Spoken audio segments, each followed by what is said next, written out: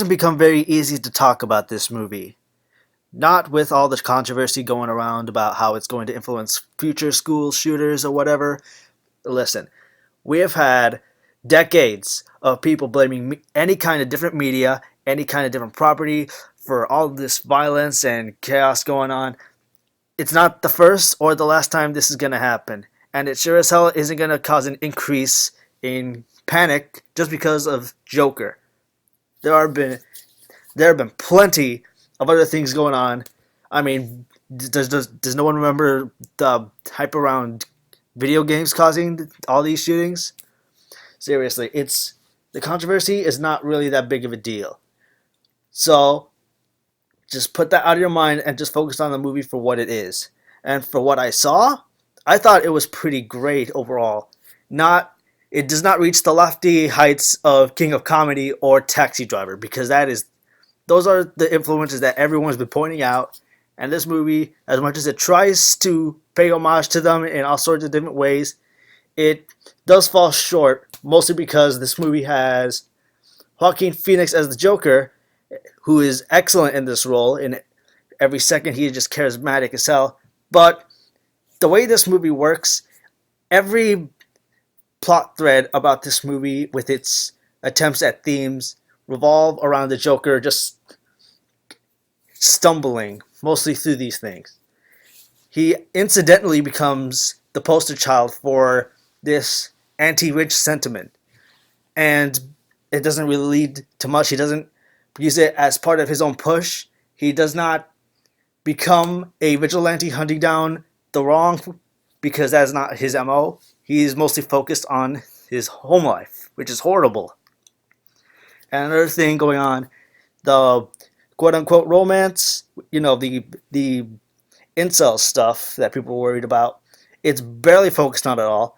And when it's resolved, it goes away because everything that we thought about it is wrong. And there's no need to focus on it anymore. It doesn't lead to anything bad happening to the love interest at all. And regarding the connection to the Joker and the Wayne family, it's a bit tenuous. Like, was this really particularly necessary? But I think it works, at least in this context, in this take on the character. If nothing else, it does make his situation all the more tragic. And I will say one thing regarding the anti-rich sentiment thing. It was all kickstarted because of a subway incident. With one other person who was there, they do not show up again. The person that was there before the incident took place, where the Joker became a symbol for the quote unquote oppressed, there is no attempt to make it a shades of gray kind of situation. It is purely black and white, rich or bad, poor is good.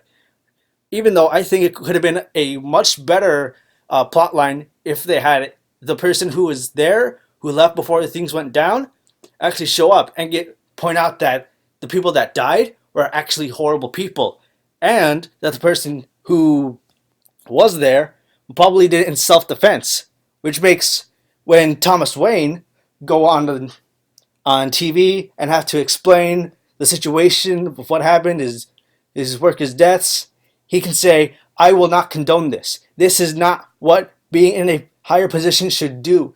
You cannot ever be that way to another person regardless of your status. And this would create a nice sort of shades of gray sort of situation. And in his talking about differentiating between good rich and bad rich, he can make some comment about, clowns.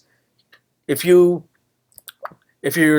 I don't really know particularly what kind of wording he would use, but at the very least, it would make this anti-rich sort of thing going on. It would have been a lot more interesting, but they did not do that at all. It really did seem like a missed opportunity, and the only reason that this individual did not show up at any point later in the movie was specifically to make this a black and white sort of situation, so that the Joker seems a lot more of a rootable entity to the people in the Gotham City. The quote unquote sympathetic portrayal of the Joker, which is not inherently bad, but I've seen so many people talking about how it makes him seem like the good guy, or he's a rallying cry to these disturbed people. But I don't think you quite understand. The Joker can only be sympathized with at a certain, up to a point, because eventually he absolutely snaps. Once his worldview has absolutely been destroyed, and he figures out everything that's been wrong with him since the beginning of his life, that he knows he is a blank slate, the Joker with multiple choice pasts. That is when he loses his sympathy by killing someone who was innocent, who, yes, did him something pretty bad, but it was incidental. He didn't do it on purpose. And when Joker gets to him and pays him back for that, oh, it's glorious. It is freaking glorious, bloody murder. And the best part is what he does with someone else who was there. That was chilling. I loved that. He was just messing with this poor, traumatized person who's feeling, oh my god, what happened to this guy? I used to know. He used to be my friend. What happened to this guy? And just Joker smiling, just taunting him, scaring the hell out of him. And it was that was pure Joker. That perfectly embodied what kind of new Joker this was going to be. And I loved seeing that. Unfortunately, towards the end, there is the situation where he shows up on the Robert De Niro TV show, and it has the beats you kind of expect. It almost seems like it was tailor-made to confront the inevitable controversy that this movie was going to attract. You know, I'm not trying to be political. We live in a society. How does it feel to be treated like trash? That kind of stuff. The rich, the poor, good, bad. How dare you? If this were me, you would act differently. It's like it seemed almost too tailor-made to combat the reactions. And Todd Phillips' comments away from the movie, you can interpret that however you want, I guess. But other than that, I found the movie pretty great overall. The cinematography is fucking fantastic. I love the score, and the music choices were great. The acting, Joaquin Phoenix is perfect. I have not seen him before in another role, but this has made me an instant fan. I want to see more of him. I want to see him do so many more roles. I don't care, big, small. I demand that everyone who's never heard of this guy before Joker starts worshiping this guy as one of the best actors working today, because I have now just been enamored with this guy. His presence, his charisma, the way he transforms his body, it is unbelievable. And everyone else in this movie works great, especially his mother, and also his Robert De Niro role model. It's just great, and I highly recommend it.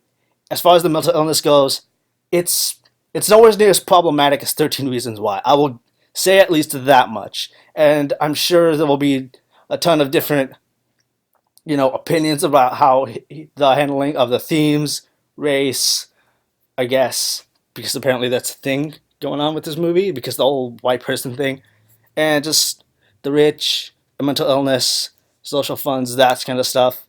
I do expect this controversy to blow over. Anyways, probably the best, close to Shazam as far as the best DC movie. So, yeah, I'm pretty satisfied with the movie, and I hope more people watch it. Even if they don't like it, I at least hope they give it a chance.